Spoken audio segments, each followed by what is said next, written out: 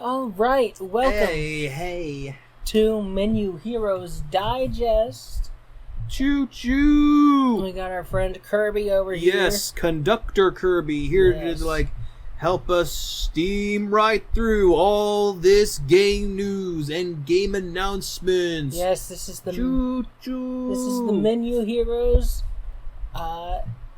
Summer Game Fest special. Yes!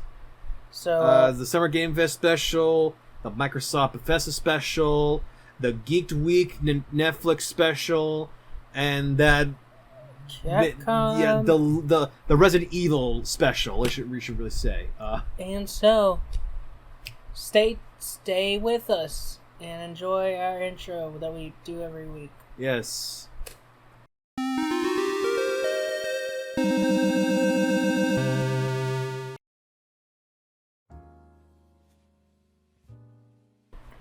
Alright, so first on our agenda is the Summer Game Fest 2022 highlights. Yes. Well, I say highlights, but yeah, these are the highlights. I mean, there's a lot. It's like a little spoiler here, folks. I saw most of these trailers, so I can at least give you in-depth detail as to what has happened. I have been busy with school. Yeah. So he has an excuse. you know, I just, other than work, I end up just looking up a lot of stuff online. So I had enough time to give more in-depth thoughts on certain things. So Street Fighter 6 we talked about extensively on this channel. Oh yeah. And on Thursday of last week, Capcom showed off Guile. Yes. So he's officially confirmed.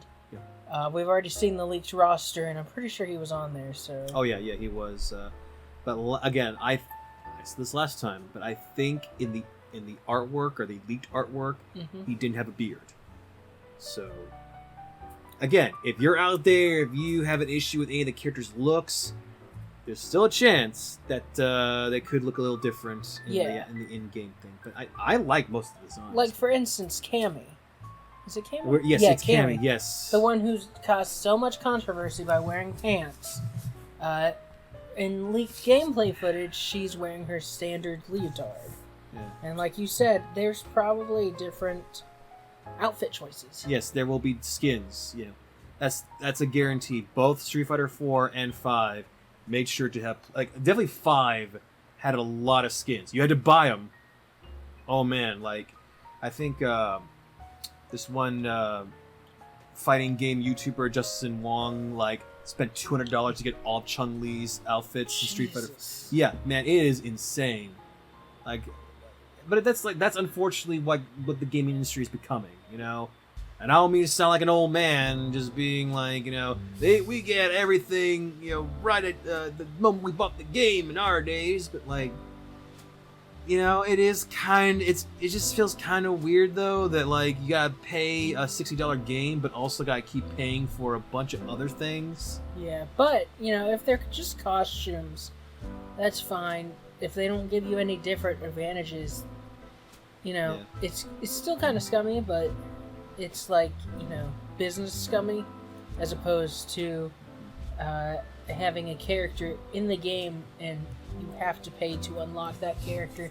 That character has different stats, different abilities, can give you a different advantage. That's different. Well, even then, it's you had the Smash Brothers. Obviously they had plenty of DLCs for characters. Yeah. But again, it's you didn't need to beat the game to have a certain character, or whatever story mode there was. You didn't need the DLC characters in order to win. It's just hey, these are these are some expensive characters from different companies besides Nintendo. They were able to get into the game. This is how much they cost, and here's how much you get the whole bundle. And you can choose either one, get characters individually or the whole set, and have extra characters to play as. So if they just do that, if they just do DLCs for the characters that haven't been leaked, then I'm fine. All right. But yeah, so we were planning to have that being quick because we did briefly mention Street Fighter and Guile last time, previously on Menu Heroes Digest. Anyway, in 2023, well, a lot of games are coming out in 2023. Aliens Dark Descent is a new third-person action game. The trailer for it shows a small team of colonial marines working to move through a base of some sort. We see a team of 4 marines using automatic weapons and a rocket launcher to slow but not stop an onrushing wave of creatures. This is based off the Alien franchise. Yes. And I still have PTSD from that awful Colonial Marines game from way back. The awful Aliens game? Yeah, there was an Alien... With, like, the terrible AI? Oh, do you remember that? That, like, barely, didn't really exist? Somebody coded the word tether wrong. They added an extra A into it. And that calls all the AI, all the alien AI to just stand around or... Yeah. Oh, you got a lot of fun memes from that. That was great, but in terms of, like, a cool, scary sci-fi horror game based on 2 amazing sci-fi horror movies and a bunch of other crappy stuff. Yeah. I will not get to my thoughts of the Alien franchise. No, we could be here all damn day.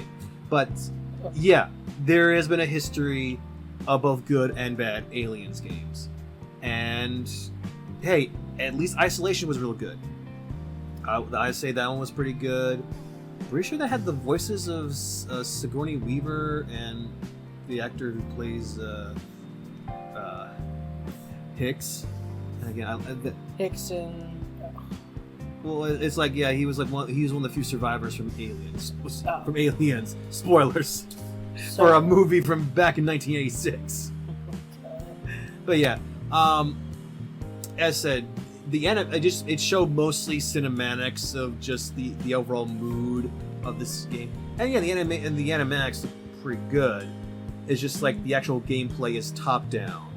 Now, I've seen people already say, all right, it's doomed, it's already bad, I don't care, looks awful. And I don't think that's fair. I think you got games like Diablo that are top down. They're more RPGs, but like they convey a dark, sinister world, and they can get very tense and creepy. Yeah. Plus, like I remember the Marvel Legends games. They would have some pretty dark levels, not just like dark lit, but they would have some rather scary moments. And also Marvel Ultimate Alliance. That entire level was just hell. Mephisto's realm was just hell, with demons and everything. Well, yeah, he's Mephisto. Well, yeah, but I'm saying like, well, I don't think it was super scary, but I think there's a way you can, when traveling down a top-down like world, scrolling through this world or area, you can still get some scares. You can still get some tension and some suspense out of that. So I don't think that just because it's top down that it automatically means, oh, it's not going to be scary, it's going to be crappy, it's going to be, a knockoff XCOM. Funny enough, I've never really played an XCOM game, but I think it was like one of the more popular top down like action strategy games. Yes, so I might try an XCOM game one day, but I've played plenty of top down strategy action games before, and they've been either fun, and there's been a few that's been suspenseful. So again, there's been some bad Alien games, so this could also be pretty bad, but I'm gonna be hopeful for this one. It's like I'm at least giving this one a chance. I do believe it is, and also we have a lot of sci-fi horror games coming up. A lot. That's the thing. People just it's a theme right now. It grinded a lot of people's gears, and goes to show you it doesn't really matter what genre or what subgenre gets on people's nerves. If you present a lot all at once, people can get really sick of it real quick. But I don't know, like there's only like one of these sci-fi horror games that we're about to talk about that did nothing for me. But not the Callisto Experiment or the Callisto Protocol. Sorry. So in case you missed it, like I did, it's an upcoming survival horror video game being developed by Striking Distance Studios. It's directed by Glenn Schofield, who previously co-created the Dead Space series. Yes, this is why, again, I'm super pumped by this. I think the first 2 Dead Space games were really good. I've heard it say before, saying it again.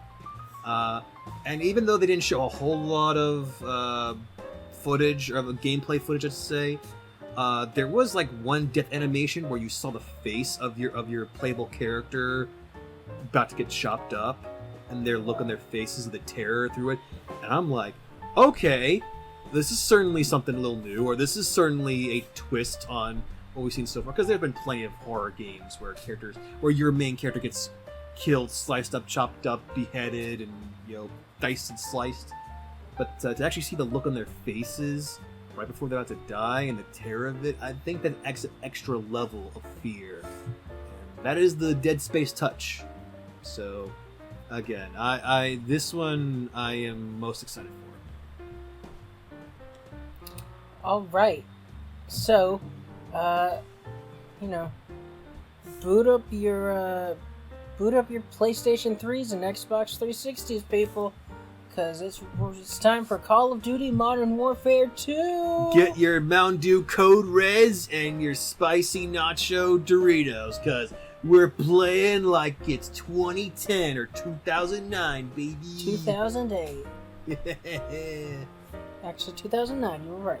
Yeah, it's one of those years. Code Red Mountain Dew is actually one of the very few Mountain Dew flavors I like. And it's a shame it's not in a diet form. Yeah, you would think they'd have that. Well, I don't know. Like, cherry is a hard flavor to get right when it comes to being diet. And since Mountain Dew Code Red is pretty much just cherry Mountain Dew.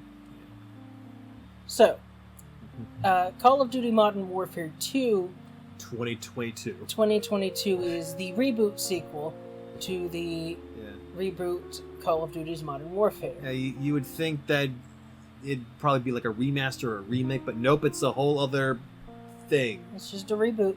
Yeah. So, it'll come out in October of this year, October 28th to be precise. And at the Summer Game Fest, they revealed a new level called Dark Water. It's set on a massive. It's set on a massive cargo ship, and yeah. So apparently, the cover, like when you're hiding behind stuff, it'll move. Yeah. Like a ship does when it's on a rocket. Yeah, and obviously, like, this is not Metal Gear Solid, and there's been plenty of other stealth shooter games besides Metal Gear. I realize that, but there's a part of me that did think we like there was. I got that feeling from like the very first level of Metal Gear Solid 2 of like going through that ship and hiding and trying to take out certain guards and everything, and it brought me back to those days. And again, it makes me super infuriated that Konami let go of Hideo Kojima. He could have made a pretty good. He probably would have had a pretty good Metal Gear game right about now, or at least an idea for one. Yeah. Could have had something like this, Konami, but you playing with pachinkos and NFTs. It's interesting you bring up Hideo Kojima. Sorry, my bad.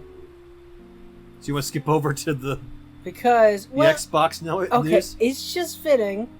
Okay. Because, he is currently... Oh my god, hold on. It's at the very end of the show. Yeah, it basically is like, hi everyone, remember me? I made so many of your favorite Konami games. Anyway, I'm over at Xbox and Microsoft now, so hold up. I'll announce things soon. And they're working on a new game, which is a game that he supposedly always wanted to make, so that's pretty cool. Yeah. His Twitter's hilarious. I guarantee you Norman Reedus is going to be involved in some way. I could see that. Yeah. Anyway, Flashback 2. Yes. I never played Flashback. Flashing back to the early 90s here, folks. 30 years ago. Yes. So, this is apparently, the first Flashback is a cult classic. I've never played it. Here's the thing. I didn't play this particular game, but Delphine Software International, that's a French company that would specialize in sort of rather very well done, like, computer animation, or at least for 2D computer animation, for a lot of like 16-bit games for the Sega Genesis or Sega Mega Drive. If you're international, they did do one of my favorite games growing up, Out of This World, which was available for the Sega Genesis. Also, a lot of people's least favorite game, Shaq Fu. Uh-huh. Yeah, so and unfortunately because of Shaq Fu, even though they gained a lot of money for making that game, and it did make a lot of money. Obviously, it's one of the most hated fighting games of all. It's on the list of one of the most hated games of all time, and so unfortunately, because it has that reputation on the company, they couldn't find work anywhere, or they could only do like sport like motor sports games, I believe. Yeah, that's like something like their last. Yeah, that's what I thought. I thought it featured Shaquille O'Neal. Yeah, and that's the thing. It's a Shaquille O'Neal fighting game. It's. I remember that game. I mean, the animation was well done. Like, hey, Delphine Software International, they are the company for really good 16-bit animation. Unfortunately, they had never done a fighting game before, and it showed. Oof. Yeah. Yeah, they only did like a couple like motor racer games until eventually they closed down in probably in the 2000s. Well, Flashback 2 is being developed by Microid Studio Leon, so... Yeah, it was...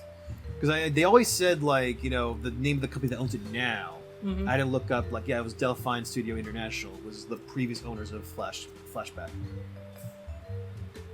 Yeah. So yeah, I look for I think the original Flashback is available on Nintendo Switch, so I might give that a try because that was the one that like I missed growing up. Unfortunately, I was too busy hanging with my Kuruba, you know, from the alien planets on Out of This World, or Another World, as I think was the international name for it. I think I've heard of it. Yes, the Flashback is available on the Nintendo Switch, PlayStation 4, and Xbox One. Alright. It's also available on iOS and Symbian, which is the, you know, BlackBerry software. Should I ask who still has and a BlackBerry? And the Atari Jaguar. Okay. Oh, the Jaguar. What were you thinking, Atari? I just take one look at the Atari Jaguar's controls, and I'm like, yeah, who approved this? I mean, I could see the use. I understand what they were thinking, but it just wasn't executed in a way that worked. Well, the biggest thing is that, like, it's not the late 70s or 8. Again, it's like, that Atari, the old Atari controls had weird buttons and everything, because they tried real hard to implement like a sort of like a dial button system into the controls, but that has never been a huge hit. It's, you know, Nintendo and Sega, like even modern console controls, the buttons are still relatively easy they're in one place and they're within button distance. You don't have to like move your thumb or your hand around or press individual buttons for certain things. That is something that Atari never figured out, and it has always hurt them in the long run. Alright, so we do got to get moving on. I know. So Fort Solis is a game being made by Troy Baker, who worked on The Last of Us, and Roger Clark, who worked on Red Dead Redemption 2. I mean, they're not. I guess they are the voice actors, not the actual developers. But you wouldn't know that because they spent a lot of time in the actual trail or in the actual like summer game show, talking to Troy Baker and Roger Clark about like, oh man, we had such a great time on this game. We believe this is truly an immersive sci-fi horror game, man. You're not gonna believe the things they're gonna do. And it's just like what was it like? Jeff Foley. Jeff Foley. He loves his Hollywood connections. We will. Okay, is it mentioned on this list? Okay, we gotta hurry up. I know, but it's because the camera's gonna die. The thing is, it's like they spent 20 minutes on The Rock talking about his special like energy drink thing, and him doing an ad for Black Adam. Not a Black Adam game, not a DC Warner Brothers game with Black Adam as a playable character, but the Black Adam movie coming in October. In this Game Fest show. Anyway. Yes, we will move on. Fort Solis is, I've got to be honest, it sounds generic as heck. This is my of the list of sci-fi horror or any kind of horror games that have been announced. This is my least anticipated because this feels no different from the other ones. Space settlers have colonized Mars, but then something goes wrong. It's like Doom. That's every space game ever. Doom, folks. That's. I mean, granted, a lot of other cool shit happens in. That's your. A lot of cool things happen in Doom. You know, including like portals to hell and demons rise from the depths of Mars, and you're this one guy, the Doom Slayer here to slay the demons who have killed your precious pet rabbits. It always finds it funny. That's the motivation for Doom guy in those games. The demons killed my rabbits, and I must get revenge. But it works. I'm fine with it. Routine. This was a game that has been in development for nearly a decade. It's got apparently a dark and creepy futuristic setting. Yeah. And the trailer did something a lot of trailers don't do. It actually used all in-game footage. Yeah. And they revived it by rebuilding it from the ground up in order to better fit its original vision. Yeah, they just took all the files, put it into Unreal Engine 5, and there you go. God. It fixed the game. There you go. Oh my God. No, not. I'm gonna learn Unreal Engine 5 when I'm not so busy anymore. Yeah. Okay, so I'll be quick. Like say that. I know, but at least for this trailer, it had somewhat of like an 80s sci-fi feel to it, and we're dealing with it seems to be robots instead of aliens and zombies and creatures. So that's at least a step above these, because it at least is offering something a little different than these other ones, you know. And we will move on, okay? Because Stormgate. Yes. Frost Giant Studios is a team composed of many former Blizzard entertainment developers who worked on games like StarCraft 2 and Warcraft 3. Their debut game is Stormgate. It's a real-time strategy game that promises an ever-evolving story through thrilling campaign missions where science fiction and fantasy collide. That'll be interesting. Yeah. I know Kyle, Kim's boyfriend, Yeah. plays World of Warcraft. Oh, yeah.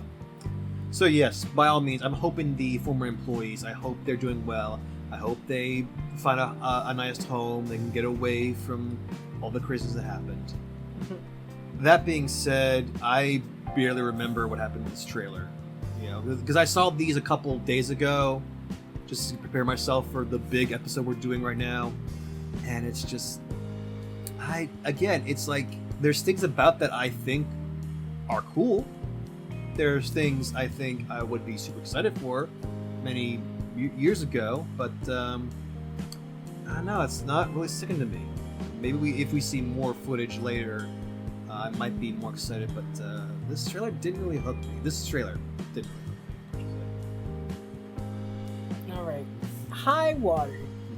This is being published by Rogue Games and developed by Demagogue.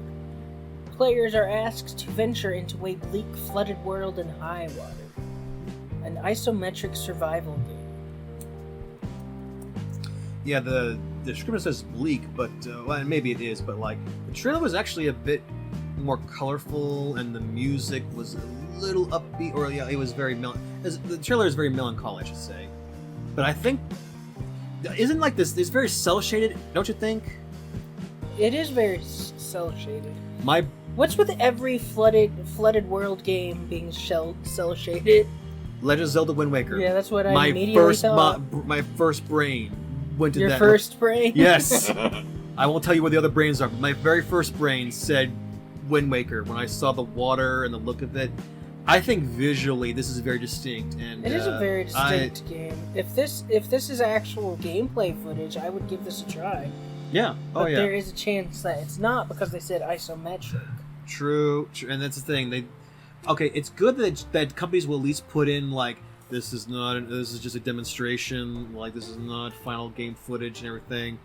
I'm glad they do that now, but also it is a little scummy that like you're trying to sell me on this thing when the actual game may not actually be that. And something fell down. How much you want to bet Xander ran into the gate? Okay, well, I'll bet. this video was not true.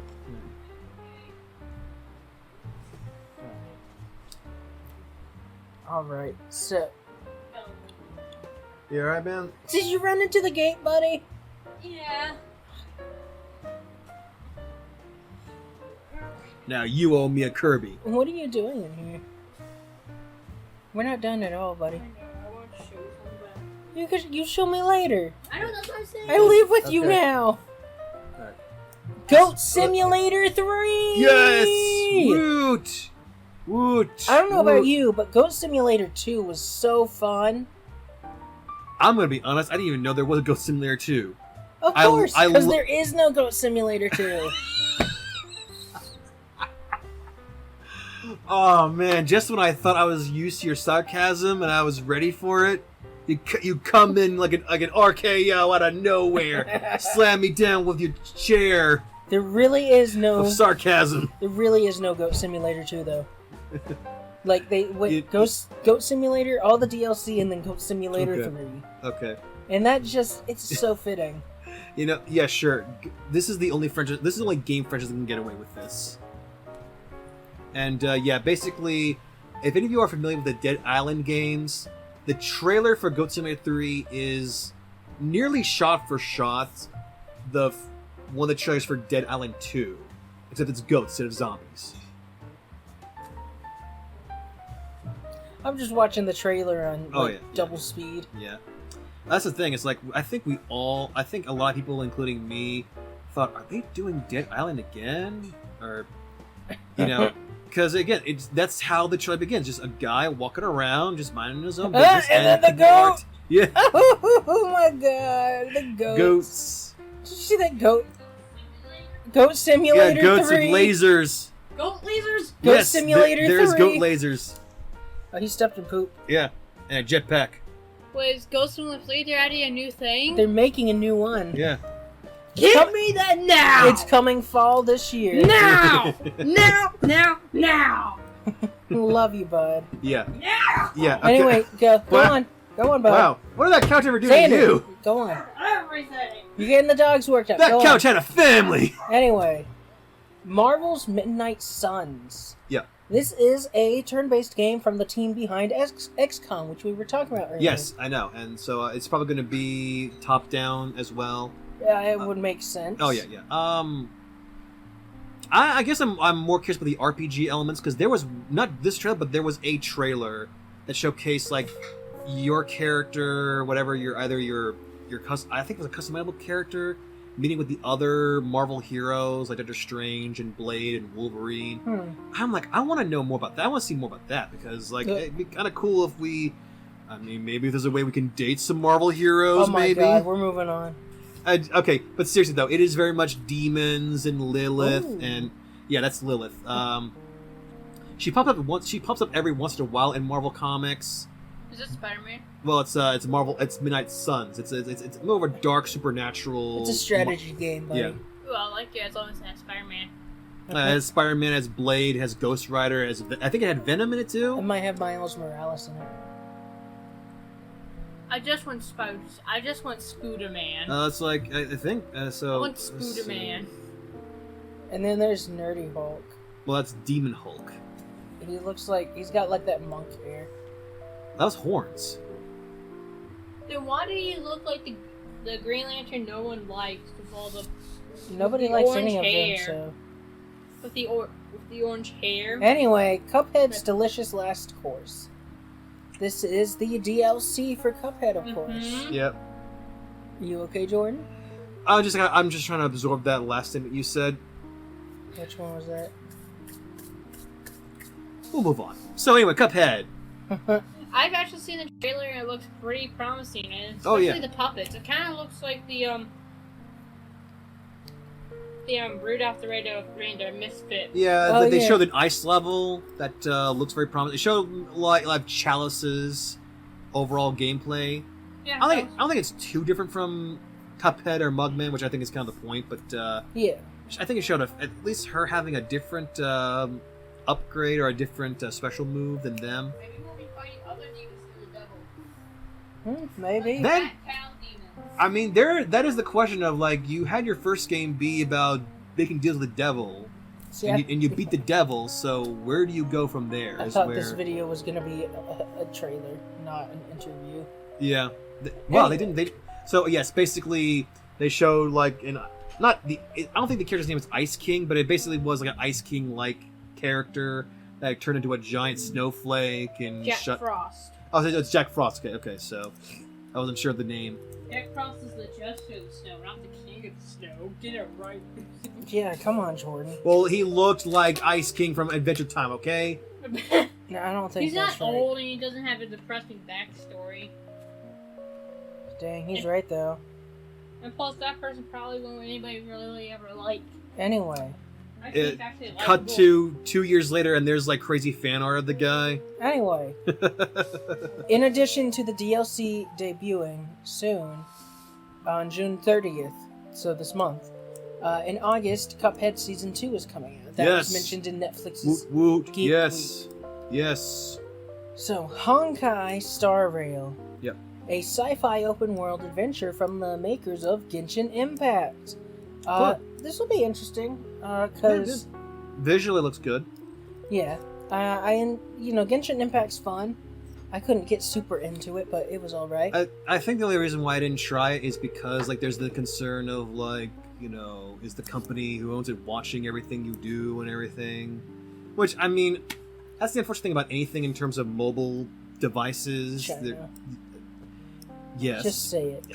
Because the company is Chinese, he's worried about them stealing our data. It's not an unfounded concern. Yeah. China wants to be a superpower. Right now they're not, but they're working on it. Yeah. The thing is, like, there's a Chinese company that created TikTok, but China has banned TikTok in, like, most areas. Yeah, it's funny.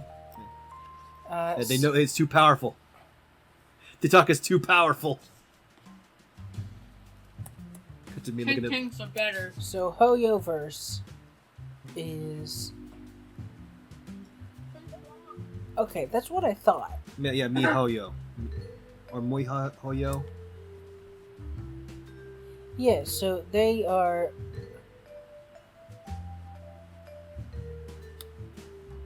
They own Hoyoverse. Yeah. Which is working on a game called Zenless Zone Zero. I really like this trailer.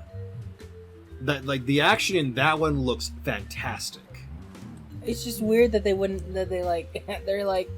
act like this is from a different publisher. I mean, it had the Hoyoverse at the very beginning of it, and they were like okay, so on the one hand, there's a part of me that appreciates all the stuff that has related to each other together in one thing. But obviously, again, with there being 5 or 6 sci-fi horror games at once, it certainly got on a lot of people's nerves. Yeah.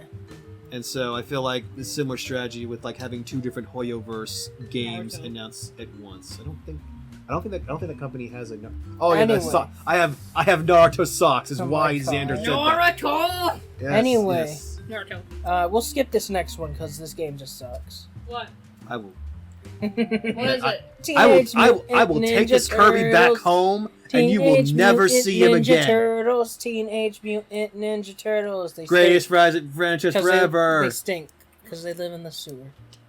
Just because that's true doesn't mean they're I guess awesome. that makes you the Ninja Turtles too. Xander, shut up. Go away. Epic burn. Anyway.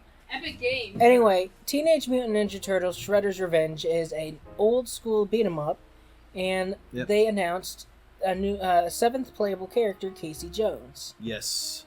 This is a hockey mask wearing, stick wielding vigilante who will join Donatello, Leonardo, Mikey Angelo, Raphael, Splinter, and April O'Neil, and the homage to Konami's Ninja Turtle game. Okay, is this what anime fans go through when people mispronounce their favorite characters' names? Obviously, I know how to say all these names. Yeah, it's like, okay, so now I understand how they feel. Stand to go away. You can be picked up on the mic. Anyway, One Piece Odyssey, we mentioned it last week. Yes. They just showed some more footage of it. Yeah. I say I like the trailer. It just like I was secretly hoping this would be a bit more open world, or like, you know how there's so many Dragon Ball, like there's the Dragon Ball. Whoa, okay, all right. Anyway. Yeah, so I guess because like you got Bandai Namco, they do a bunch of Dragon Ball games, and like one that came out a couple years ago was Dragon Ball Kai, which covered basically the beginnings of Dragon. Well, actually, it covered nearly all of Dragon Ball Z. And so I know they're not going to be able to do that for one game, for One Piece.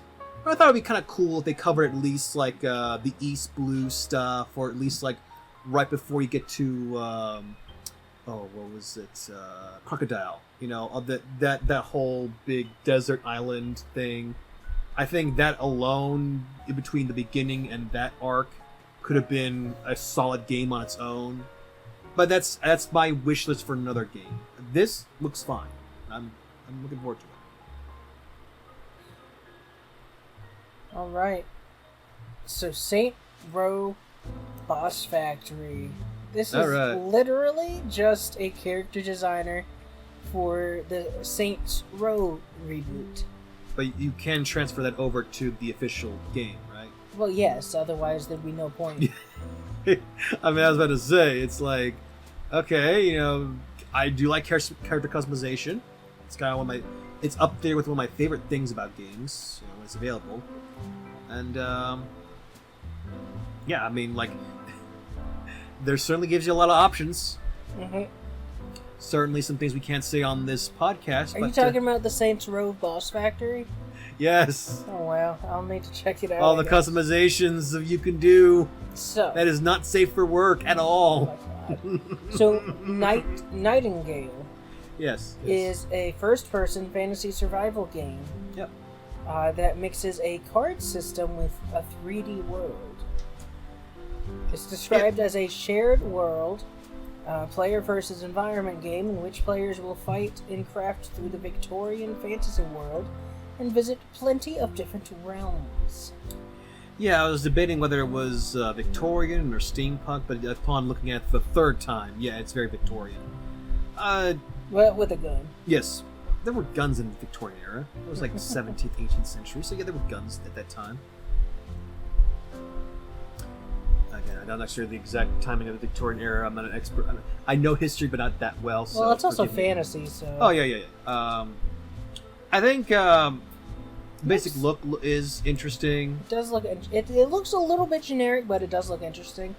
Enough to warrant I think it's going to be like it's one you gotta wait for reviews. If people are saying like, "Oh man, this is 9 out of 10. This has gotta be on the list of Game of the Year," then yeah, I'd pick it up. But as of right now, there are a lot of fantasy games out, a lot of fantasy shows coming out soon, and a lot of horror. Jesus Christ. Yeah. But the next one coming up though, I thought the trailer looked amazing. Layers of Fear. Layers of Fears. Okay, plural. Layers of Fear. You didn't need all that plural. I was taught in middle school you don't need all that plural. Alright? One's enough. Plural. Anyway, Layers of Fear is a franchise that is known for its psychological and psychedelic horror. Yes. So Layers of Fears is another attempt at that series. Yeah. And by all means, you would think with how much I gush over horror and horror games, you'd think I'd be an expert on this franchise. Unfortunately not. This is one I haven't picked up for any of the franchises. But man, this trailer looks good. It's like it's the psychological horror game I've wanted to play for a long time. It's an Unreal Engine. It does look pretty good. Oh yeah. All right, Gotham Knights. We've covered that. It showed some more gameplay. It actually had a gameplay demo, and it focused on Dick Grayson, aka Nightwing. Yes. He's got dual batons, a grappling hook, projectile, a firing weapon, and some martial arts. Yep. Not much. That's discretion, all right. Yeah. And finally, a remade version of The Last of Us is launching September 2nd on PlayStation 5. Yep. And Windows PC later. Yep, the re-release of Last of Us. No, it's only been released 3 times. Oh, only 3 times. Oh, man. Well, we gotta make it again. So, it's being renamed to The Last of Us Part 1 to align with the title of the sequel, The Last of Us Part 2. Mm-hmm. And it is supposedly the definitive version of the game. Well, let's hope it does better than Grand Theft Auto trilogy. Yes. So, take a quick break if you need to, and we'll be right back with another game collection.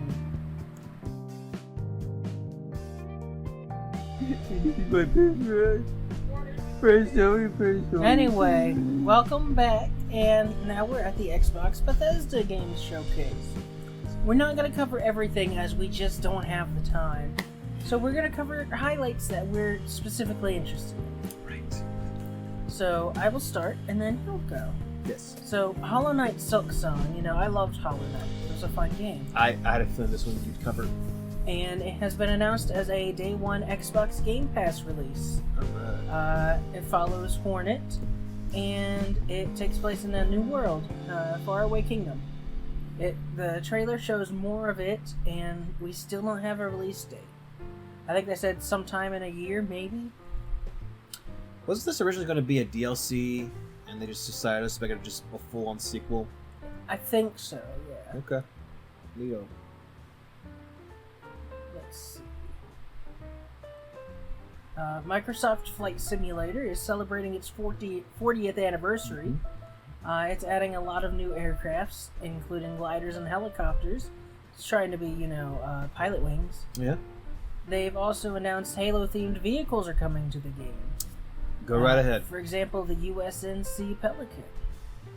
Yeah, even though, obviously, I think the ships in Halo are pretty cool.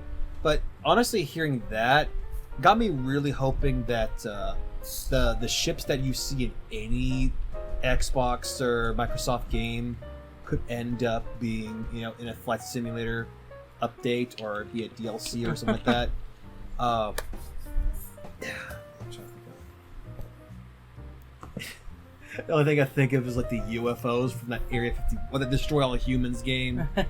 I'm pretty sure that isn't just solely an Xbox game, but I remember my cousin had a copy of that. So, but yeah, just do that. Just Elytra from Minecraft. Yeah, just do that. You get to fly the Ender Dragon. Sorry. Yeah, it's flying simulator. You don't have to just. You don't have to just fly regular Earth planes. You can fly spaceships. You can fly dragons. You can fly flying ships. Whatever. Just have fun. It's flight simulator. Go nuts. Yeah. Go crazy. Yeah. Go stupid. Yeah. Get low. Anyway, Overwatch 2, woo, October 2022. Nobody cares. It looks just like the first one, and it's Bethesda. You mean Blizzard? Blizzard, sorry. Yeah. It's Blizzard. I don't know why I got those two mixed up. I care about Bethesda. Anyway, nobody cares about Overwatch 2 because it looks just like the first one, and I stopped caring about the first one when Blizzard started going on its stuff. Yeah. Elder Scrolls Online is getting an expansion, June 21st, called High Isle. I finally have good enough internet where I might play the game. Alright. And, speaking of playing the game, Fallout 76 is getting the Pit, which you Fallout 3 fans, myself included, will remember was a location in that game. Oh yeah, that's... It's coming to Fallout 76 this September, and that's also a game I wanted to play, and now I have internet. I thought this one was funny. Forza Horizon 5 is getting a Hot Wheels DLC. It has the red Hot Wheels tracks. Yeah, that's pretty funny. I like that. Go ahead. It will feature tracks with winding paths, vertical turns, and loop-the-loops, just like the real thing. And a bunch of Hot Wheel toy cars. That's pretty great. What's that? I feel like that's worth getting Forza Horizon 5. That's the thing. It's like, I mean, yes, racing games, like, occasionally some will have a storyline, but most of them are just you have your car and you race. Vroom vroom. Yeah. So like, why not just include iconic customizable either customizable cars, add iconic cars from movies and shows, like the Ghostbusters, like car the Ecto-1 or the whatever it's Ecto-1, called. yeah, or that sleek black car from Supernatural that people love. Right. But yeah, just do that. I think it's Do all kinds of fun things, fun gimmicks, just so like people like me can be interested in a racing game, because obviously there's a whole audience of people that loves racing games Oh yeah. of all varieties, and by all means they're gonna be happy with just realistic looking and very detailed and accurate, car and race mechanics. But you want to get regular schlubs like me involved in a racing game, you gotta add a little gimmick. We play Mario Kart a lot because it's got a fun, cool tracks. It's got characters you can see and look, and you drive all kinds of funny looking vehicles. And the items help. Yeah. You Yeah, it's like set it apart. oh yeah. Hey So- Xander, So yeah, what are you doing? Nothing. and nothing made some noise.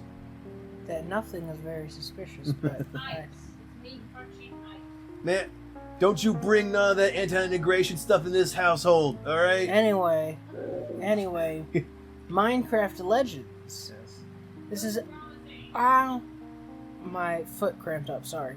Minecraft Legends is a new action strategy game coming to Xbox and PC next year. It seems that you'll be leading an army against invading hordes of piglin from the Nether. I don't know how I feel about this. The cinematic trailer looks interesting, but then the gameplay, Doesn't look that different from regular Minecraft, right?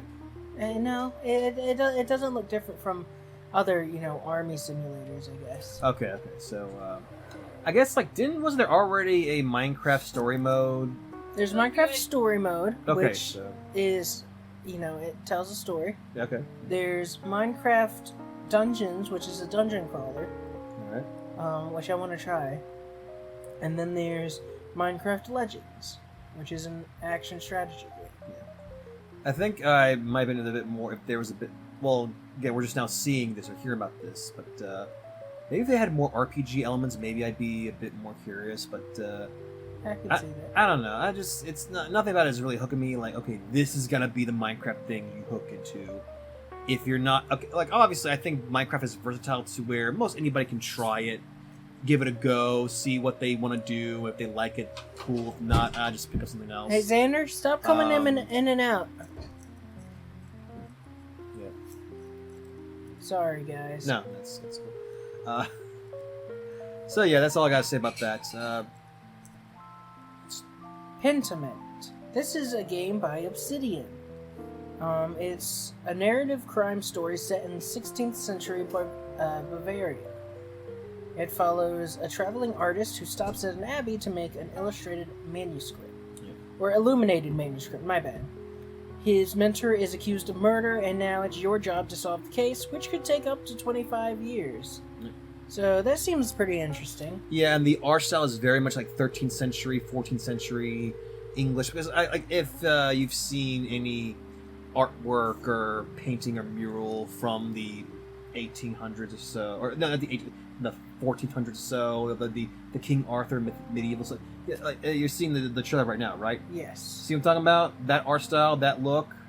Yeah. I am intrigued by that, and the trailer gets into some dark. Or It does have a very flash feel to it. Yeah, I'm fine with that. Or it feels like that those murals and paintings are moving. Yeah. And I'm fine with that. I'm okay with that. And then also, I do hope there does transitions with the flipping the page.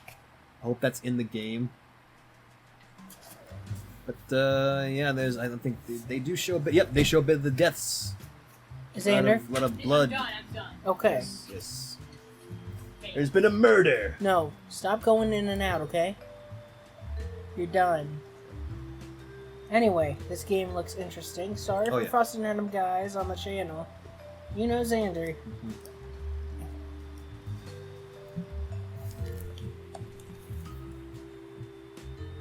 Let's see.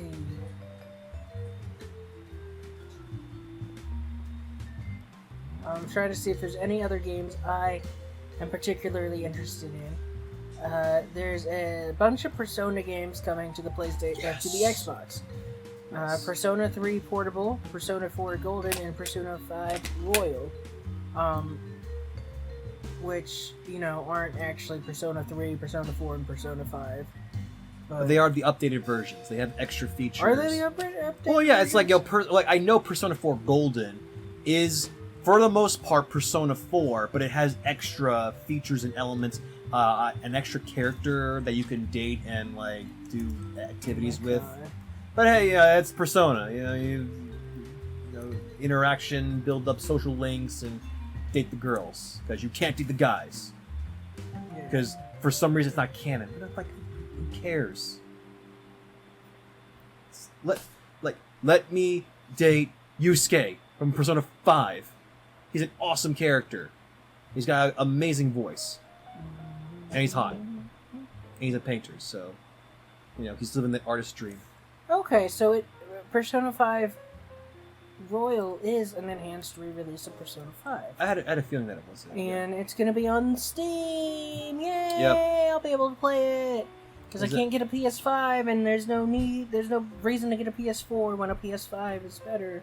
Yeah, I mean, that's the thing, though, is, Can't get a PS5!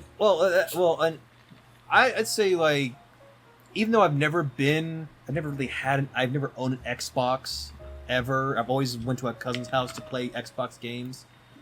I think Xbox and Microsoft are doing a very, very smart move of, like, they're having their Game Pass available for PC and available for Steam. That way they can have other people that don't own an Xbox console to play some of their games. They're going to make them exclusive for Xbox. They're not that crazy. Yeah. But I think they realize, like, how much money it costs to make these advanced consoles is not offset by the amount of money they get from the games. So they're just like, let's do online services. I mean, it used to be that they would sell consoles at a loss, and then they'd make up the revenue through game licensing. Yeah. But it doesn't quite work like that anymore, and they don't make as much, so they have to. Well, they don't make as much back on the consoles, so they have to figure out ways to, make that money back. So Starfield is the newest Bethesda RPG game. It'll be a spacefaring game. And apparently it's got an extensive customization system. Yeah. And you can explore the galaxy in your ship. Not from a map, but from your ship. Yes. So, and you'll apparently have over 1,000 planets to explore, which could be interesting, but I can't imagine every planet would be interesting. Look, okay, so this is coming off like how Todd, because it's Todd Howard who did the presentation for Starfield, and I say most of it honestly looked good, because I do like Fallout 3, Fallout. New Vegas, Fallout 4. New Vegas is the best. I think they're all really good. So I think, hey, these Bethesda games have delivered in terms of Fallout, and Starfield has a very similar mechanics to those Fallout games, but with the added feature of, like, you can customize your own spaceship and travel to other planets, and that automatically is cool. But I remember them saying that there'd be over 100 endings for either Fallout 3 or 4, and there's really, like, only 5 or 6 different endings for those games. So I feel like you can travel to 100 planets and over 1,000 star systems. I'm calling BS on that. Like, you would need to develop, that game would need 20 years of development to come even close to being with that much customization and that much versatility. Or you can go to those planets and there's barely anything on them. It's probably going to be the case. Yep. Hey, No Man's Sky, am I right? Yeah, it's just like, it's a very No Man's Sky thing to say. That's the thing. It's like, you'd just be better off starting off with one system and maybe 5 planets, and you can do some cool things on those planets. We've got 9 planets, and then upgrade further to where here's another star system with more planets and more things to do. But when they say explore planet, it's probably not like the planet is like. actually planet-sized in terms of exploration. It's probably like True, town-sized in terms of but... exploration. Well, that's the thing. It's so I... Yeah, okay, so... Yeah, but it's or there's like just going to be a bunch of nothing. I'd say start off small and then do upgrades, because you know if you do really well with your first couple planets, they're gonna you say you're gonna have DLCs available for these other planets, people are going to pay for them. Yeah, You know they buy will. it. And that's I think trying to start off with this whole thing of like on launch you're gonna go to 100 planets and you can do all these things. It's gonna not be true. It's gonna be very underwhelming when they get that, and that's the blessing and curse of Bethesda. They have big ambitions. They can't always execute on those ambitions. Yeah. Fallout 76 is the key thing of that. That is a prime example of that. All right. So that is all I was really interested in. And so it is Jordan's turn. Yes, I am, and I am Jordan. That's... Wow, did we not do we did this whole episode without me saying I'm Jordan the co-host? That's okay. People know who you are by now. Do they though? I don't know. Kirby, do you know who I am? Please tell me you know who I am. Do you know who I am? Excuse me, do you know who I am? Oh I'm my the god. co-host of this podcast. I'll punch you again. Whoa. Okay, stop with the violence. Okay. All right. Anyway. All right. I'll briefly mention Redfall. Like, I'm hopeful it could be good. You know, it's going more horror comedy than I initially thought it was going to be. But as I said, I think it's fine. Or the trailer I saw was fine. I don't know. It's like it's not really hooking to me. This is on the.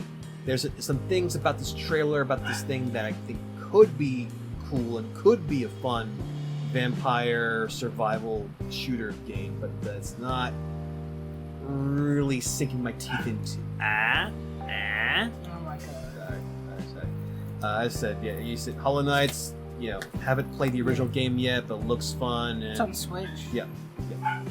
We'll get someday. High on Life.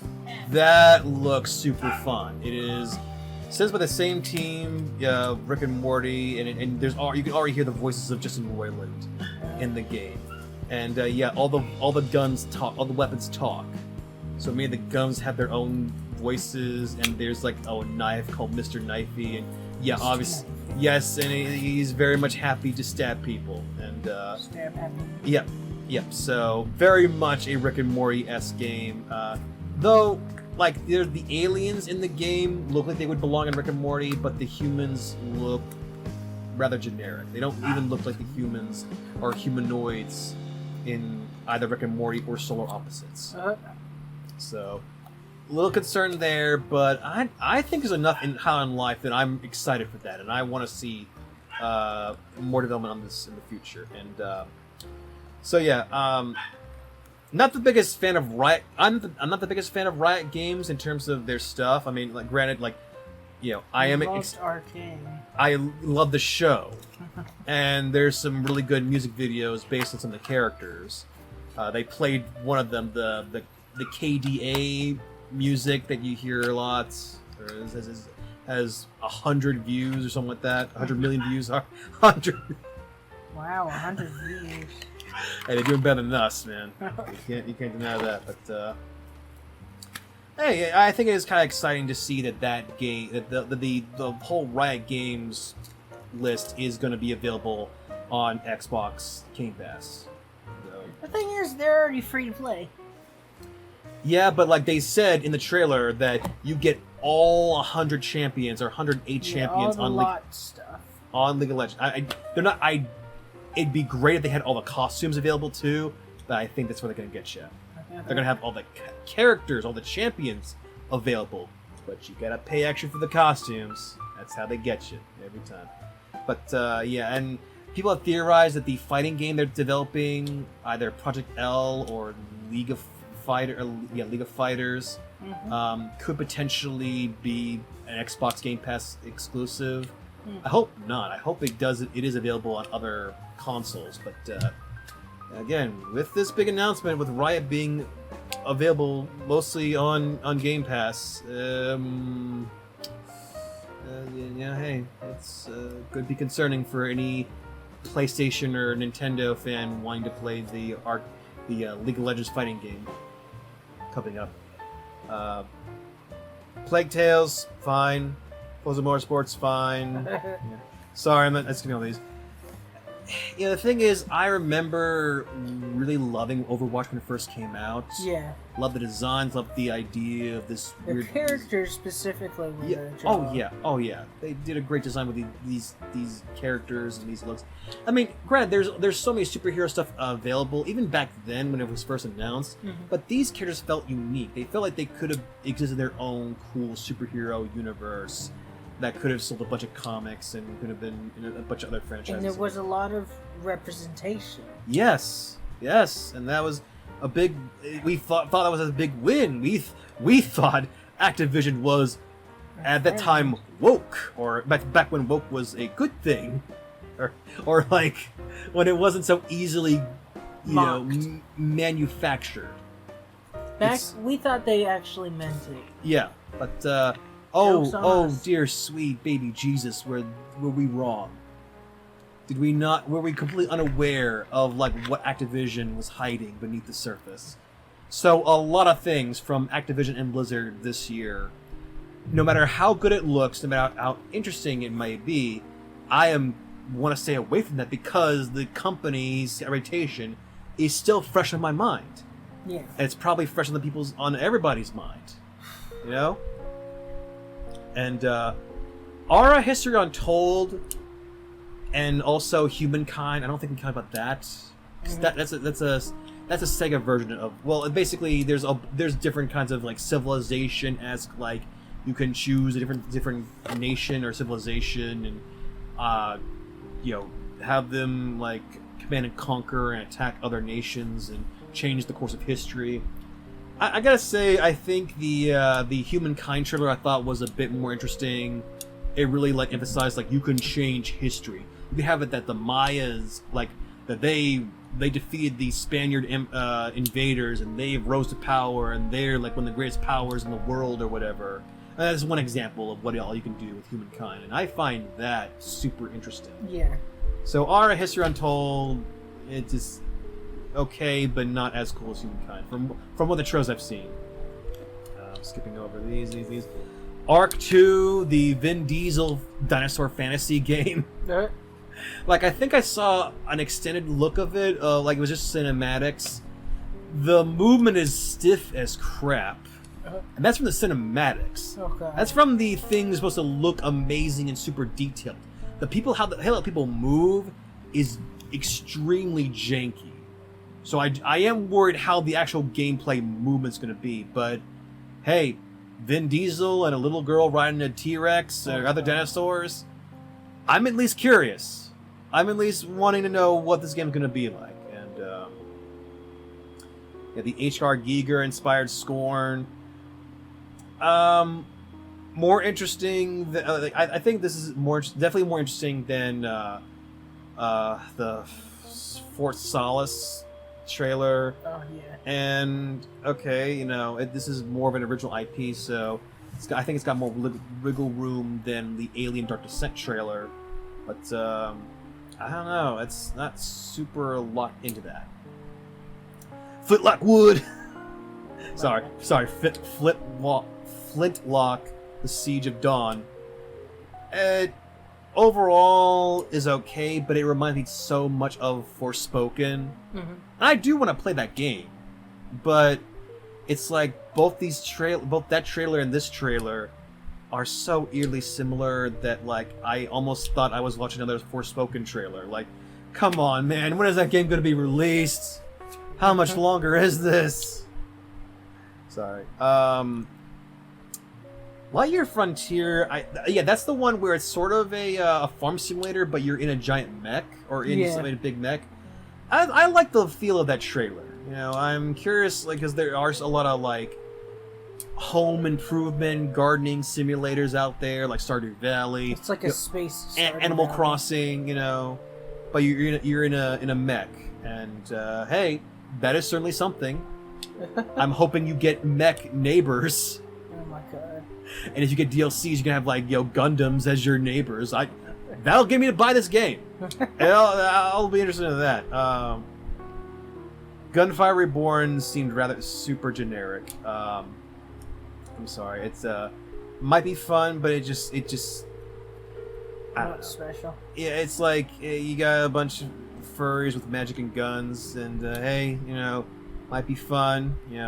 Might have some fan art of it, but I'm not feeling too much for it. The Last Case of Benedict Fox looks really creepy and really interesting, and yeah, I think is definitely one of the standout trailers for this showcase. It does look good. Yep. And it's going to be story focused and a Metroidvania game. Yes, and that's what I'm really happy about this. I was curious if Mercury Stream was involved into this, but I don't think so. Anyway. It has a very similar feel to Metroid Dread, is what I'm saying. As Dusk Falls, it kind of creeps me out because it's mostly moving still images, but it's not like when certain games go by a comic book or a manga feel. It's just like literally still images are moving and phasing into another image, and it's trying to be a story-driven thing. And I think they're really emphasizing that. Like, yeah, it looks super weird, and it just really creepy. It's called rotoscoping, but I don't like it. Yeah, but it's like I think I've seen this done better in other games, even like in the early 2000s. So they're really emphasizing the trailer, like you can have so many endings. There's so many choices you can make that changes the all course of the game, and that might be why it looks the way it does, so they can do all those different endings. But I don't know, man. It's all a matter of can you get used to this look and this feel, because I am not feeling it. And yeah, Pendiments, that looks super great, or that looks very intriguing, I should say. Erebon Shadow Legacy, I'm not super cool about the title of the game, but hey, it's a Shadow Ninja fighting robots. Like, that's cool. It's gotta be cool. And Diablo 4, that's been rumored to come out for like a decade, 2 decades now. They've been waiting a while for this one, but I'd say I don't know. It looked really good. And again, it's like I remember playing Diablo 2. I love Diablo 2. I've heard good things about Diablo 3, so Yeah, oh yeah. I might try Diablo 4. Yeah, I mean, like, and you think I'd play Diablo 3, but I think I only tried it once, and it was like, it wasn't bad, but it was just like I was occupying other things, or there was so many other things I was focusing on. And the Sea of Thieves Season 7 update, it had a very fun sea shanty song for it, and it got me in a real good mood. And I feel kind of bad because I haven't really played Sea of Thieves, even though it's done by Rare, the creators of some of my favorite games out there: Banjo-Kazooie, Killer Instinct, Perfect Dark. The list of classic Rare games is insane, and I'm hearing from people that Sea of Thieves is one of their it should be on the list of one of their best. So I would like to try it one day. I'll get to it. Ravenlock. This one is very Alice in Wonderland-esque in that, and it has a very like toy boxy kind of like I don't know, like a paper toy kind of look to it. It's somewhat got this cartoon look to it, but yeah, I really like this trailer, and yeah, it's another fantasy action game, but like it's all about presentation and having a different look and feel that helps it get distinct. And that's why, like, I think I am definitely more intrigued by Ravenlock than many of the other super detailed, realistic-looking fantasy games coming out. Cocoon, I somewhat remember from a couple days ago. I think it has like I think it carrying around an egg or some kind of spore thing, and it's like it basically is unlocking the different puzzles in this labyrinth. It looks fine, I'm not gonna lie. I think a game, a Lek Head that I saw a trailer for. It had a very similar feel to this, but it looked more like the classic Mega Man level. So obviously I gravitated more towards that, if you know me. Yeah. Wulong Fallen Dynasty looks fantastic. It looks like an amazing Chinese Three Kingdoms-esque like game, like action period thing. It's the same guys who it's Ninja Theories or Team Ninja. Sorry, Team Ninja. Same team who have done like the more modern Ninja Gaiden games, Nihon that came out a few years ago, and this is them coming back, or them doing more of a Chinese theme, Chinese legend kind of game to it. Looks great. This is definitely a trailer that really got me hooked, line and sinker, and I'm glad to see Team Ninja back with something new. And of course, Starfield, the game, Todd Howard, and everybody at Bethesda's like, this is going to be the greatest thing ever. You got to play this right now. Outer Worlds is good. And hey, you know, I'm impressed. I honestly am impressed. But obviously, I've been through Song of Death before. You have lied to me before, Todd Howard. So this game better deliver when I boot it up, or if I after the patch, because I know these modern games you gotta do a patch in order to make sure everything's up to date. And now I'm done. That is gonna be it for this portion of the video. I know we're only an hour in. Water. So we'll see you after this little break we gotta take.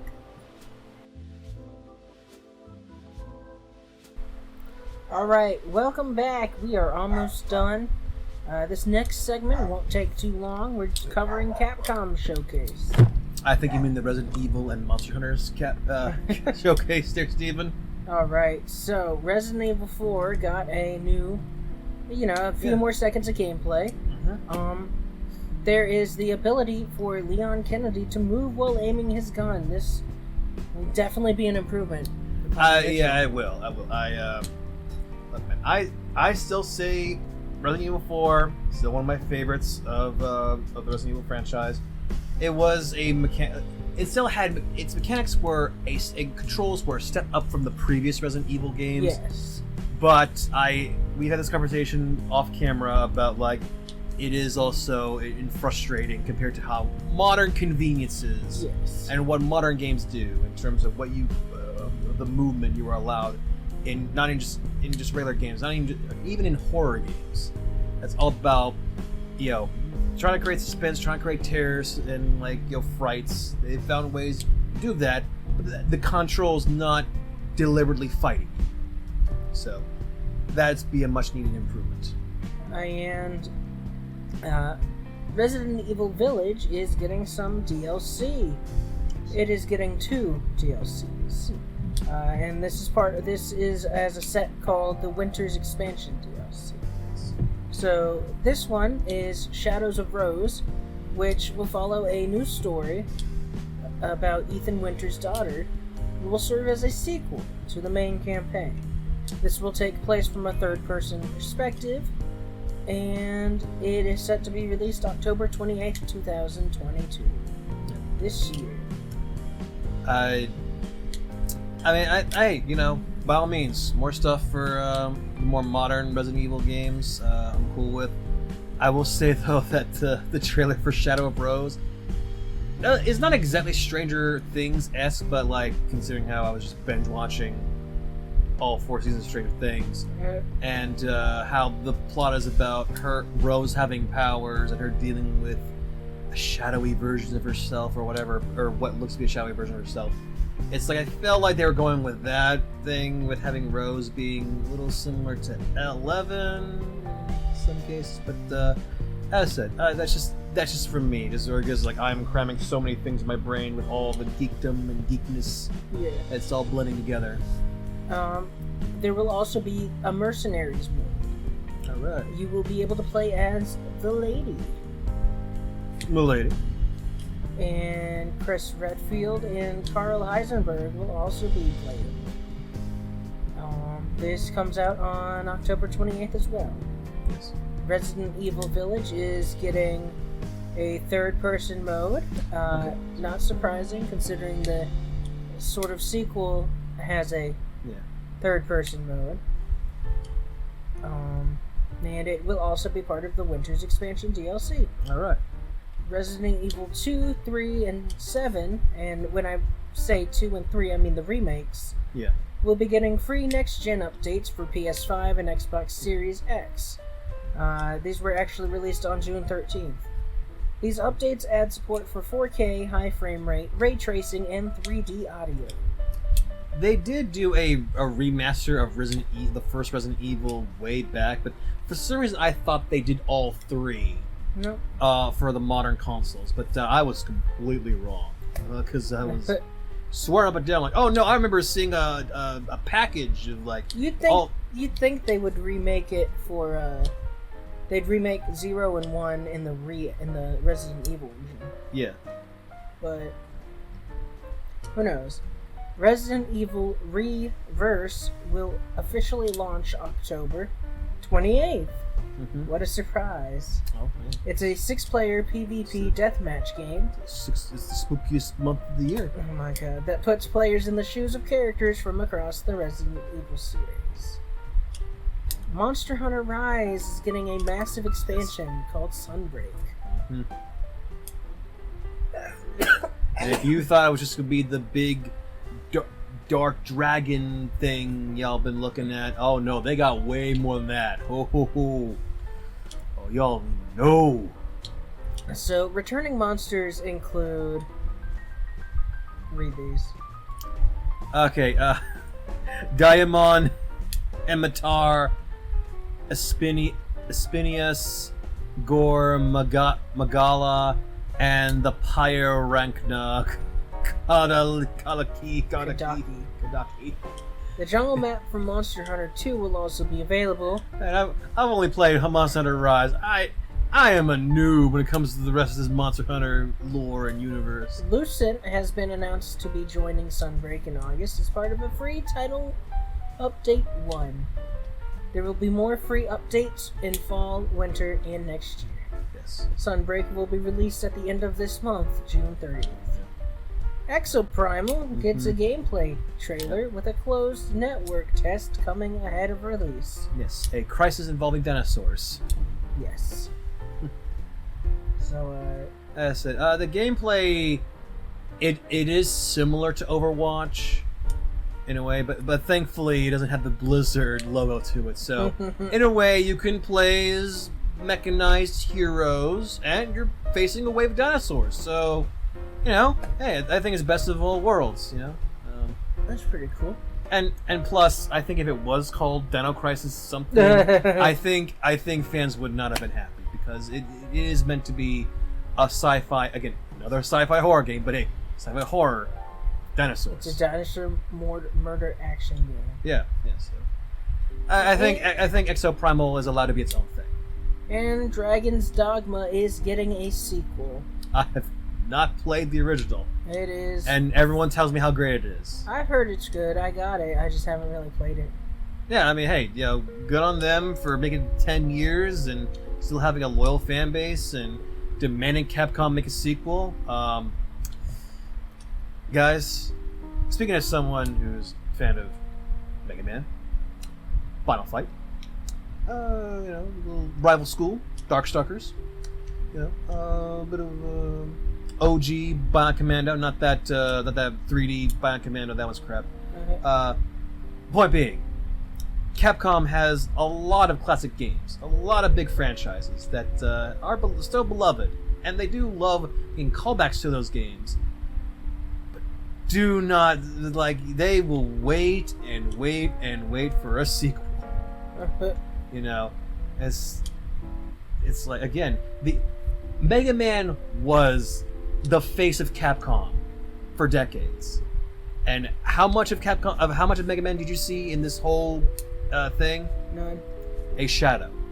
You saw a shadow of Mega Man in that whole display when there were the letters of Capcom were launching down when the shadows casted on Mega Man. That is it. That is all the Mega Man representation we got. So, at the very least, they at least acknowledged your franchise. So, ain't much. But it's more than some of us Capcom fans get. Proceed. Alright, so we're gonna go ahead and jump. There's not gonna be translation for this one. Netflix Geeked Week 2022. We are not covering anything. We're only covering the stuff that's game related. We're not covering the Netflix shows that are being turned into games because I don't care. I'll briefly mention that Stranger Things 4 is getting... Part 2 is getting the game. And The Queen's Gambit is getting a game. Yeah. Now, Cyberpunk Edge Runners is an anime spin-off of CDPR's Cyberpunk 2077. Hopefully, this anime will be much less broken at launch. Oh, no. They'd have to... Characters that gotta glitch out of the world, gotta, like, see through a bunch of... No, you gotta be accurate to Cyberpunk. You have to be true to the source. Well, okay. There was a novel or an RPG Cyberpunk that was released in the 90s, I believe, or like the late 80s. A what? The RPG Cyberpunk. Yeah. It was a tabletop RPG. That's what the game's based off of. Yeah. So, I feel bad for the guy. I'm sure he was really excited to see like people like really going crazy for his ideas and for his aesthetics. And, by all means, Cyberpunk has so much potential, so much to play with, and the game could have been good, but the investors, that CD Projekt, they wanted to appease their investors so bad. They kept saying, oh, don't you worry, we got this game coming soon. It's going to come very soon. We got the disc ready, it's all set, man. Open up your checkbooks and your wallets, the money's going to fly. And it's been nothing but heartache. Just heartache. Dragon Age is getting a 6-episode anime called Dragon Age Absolution. I have never played Dragon Age, but I heard that it's a pretty good game. What was it? It was one of the Dragon Ages I played. I think it was Inquisition, I believe. The one on the PS3? Yeah, PS3, yeah. That one's really good. That one has a really fun like RPG system, and like you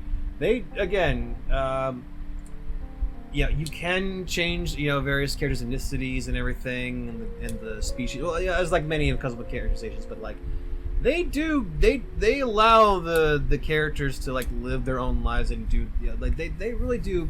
It was EA for their effort. They put a lot of money into that and turned out very well, and it's. I would put that up there in my top 50 favorite games. All right. So, we talked about Castlevania Nocturne last week. Yes, we did. There is Tekken Bloodline. Yes. It's supposed to be released later this year, and supposedly it will cover events that we may have read about in characters' backstories, but not seen. It's taking place. It's starting off somewhat at the beginning of Tekken 3, because again. Being the guy who spends too much time on the lore of fighting games, it's like, of course the first 2 Tekken games are about Kazuya, and like, first him trying to get revenge on his father for throwing him off a cliff, then he throws his father off a cliff, but like he gets corrupted by the devil gene, and he becomes super evil, and so both his father and his lover, both take him out and everything.